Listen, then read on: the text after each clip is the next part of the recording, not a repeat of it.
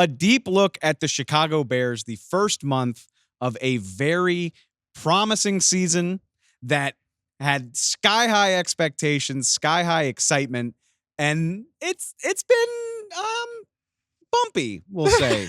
It's been, but, gee, who could have seen that coming? and that is a phenomenal point, because our own Carmen Vitali, you did your best to preach patience. I did. And measurement and measured expectations. Sure did.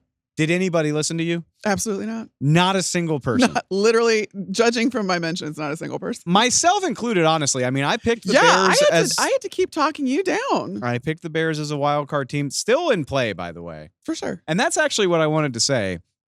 Look, it's easy to say that I think I just said it's been bumpy. Yep. The Bears are 2-2. Right. They beat the LA Rams 24-18 on Sunday. Mm-hmm. Another home win. Longest active home win streak in the league right now, by the way, Chicago Bears. Amazing statistic right there. You could easily make the case, other than the fact that Caleb Williams hasn't come into the league and lit it on fire, the Bears are arguably right where they're supposed to be. They look like a team with a lot of growing pains. They look like a team with a young quarterback. They look like a team that's defense has taken another step in an impressive evolution. Yes. And they're sitting at 500. Like, it's only the weight of the Caleb Williams expectations that make you think that the Bears have been disappointing, because, like, in a vacuum, you look at it and you're like, yeah, this all tracks. And there has been incremental improvement every single week, which I think is the most encouraging part of all of this. And what I need people, Bears fans, the national audience to take into account is no, Caleb Williams did not come into the league and set it on fire in the way that we've seen some rookie quarterbacks do this year, last year, all that other stuff. But he is getting better, and this is the more realistic pace of improvement that we should have been expecting from the Chicago Bears, where most of their offense is new. Well, we're going to break this down. We're going to go offense, defense, special teams, what's good, what might not be good, what we think might come from it. So let's start with the offense, which bit by bit, piece by piece, does seem to be improving over the course of the season. Week 4 against the Rams, easily their best outing of the season so far. And obviously it's going to start with Caleb Williams, who on Sunday posted a success rate of 55.6%, sixth best number in the league, passer rating of 107, also sixth best in the league.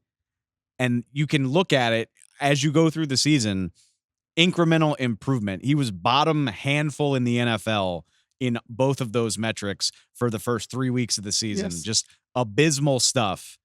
And then over the last 2 weeks, they lose to the Colts in week 3. They beat the Rams in week 4. Passer rating of 81 and of 106.6 against LA. So it's rough. The worst thing that's going for the Chicago Bears right now is the guy drafted right after him, Jaden Daniels, is that's writing the history books. But that doesn't mean Caleb Williams has been awful. He certainly hasn't been as amazing as a lot of people hoped for right out of the gate. But like you just said, you are seeing that incremental improvement. And I do think that context and situation all has to be taken into account here when you consider that, yes, does Caleb Williams on paper have less than Jaden Daniels does in Washington? And the answer to that is no. We looked at this team on paper. Yeah, let's not rewrite that fact No.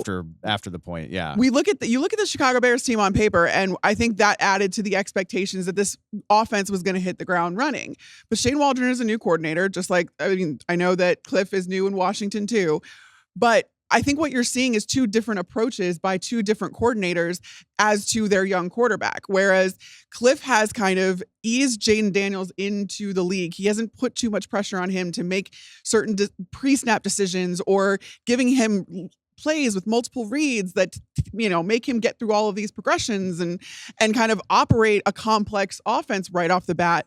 We are now starting to see Jaden Daniels push the ball down the field, but that didn't come right away. I think we saw not a lot of passes over 10 to 15 yards for Jaden Daniels in the first couple of games of the season. Contrast that with what we've seen from Caleb Williams and the fact that I keep kind of coining it as a baptism by fire in Chicago, because right off the bat, Caleb Williams was responsible for every single pre-snap decision that this Bears offense was doing.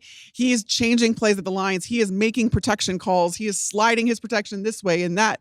He is having to recognize blitzes and things from NFL defenses that, quite frankly, he has never seen before.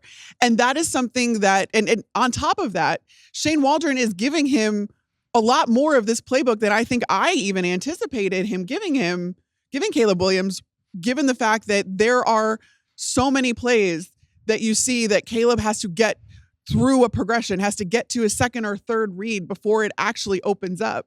And that's something that's really hard for a rookie quarterback to do who doesn't have his timing down with his line, with his receivers, with his backs. They are betting in Chicago that Caleb Williams is going to go through all of these trials and come out the other side, because that's how good of a quarterback he is.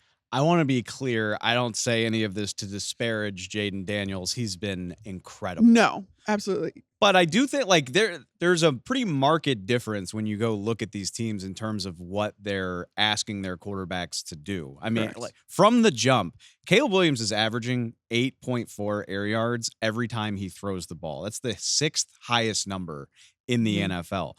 Just for comparison's sake, Jaden Daniels all the way down at 6 yards, 28th in the league. Yep.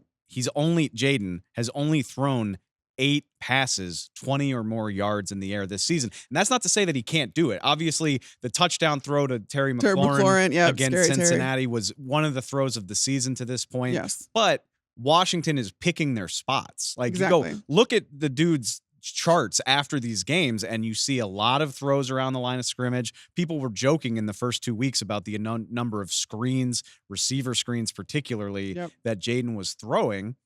I look at it and maybe we laugh and say, oh, Cliff Kingsbury runs a college offense. I don't know that Shane Waldron needs to just adopt what they're doing, but maybe it's smart not to ask as much of Caleb Williams, because when he is airing the ball out this way, it hasn't always been pretty. We talked about it while we were prepping for this show. He hasn't quite gotten on the same page with his receivers on these long downfield throws. I mean, he had 2 misses outside the numbers against the Rams. Yeah. 2 of the best, I would say the best 2 throws of his season, probably between the hash marks against the Rams, one to Cole Kmet. One to Cole Kmet, one to DJ Moore. And the touchdown to DJ Moore. Yep.